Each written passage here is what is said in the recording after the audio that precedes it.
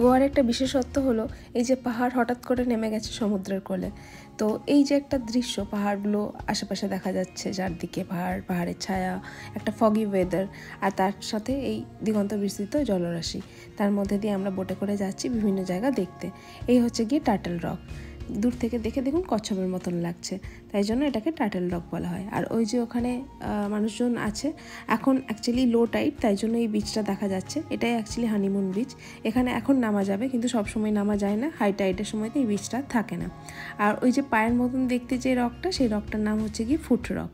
তো এটা আপাতত আমরা আগেরবারে দেখিনি এসে, এবারে তাই দেখলাম। আর আমরা নেমেছিলাম হচ্ছে গিয়ে বাটারফ্লাই বিচ। এই হচ্ছে বাটারফ্লাই বিচ। এটা একটা খুব ছোট্ট স্ট্রেচ।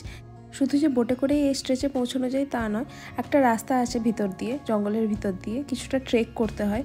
সো ট্রেক করেও কিন্তু এইখানে পৌঁছানো যায়। এই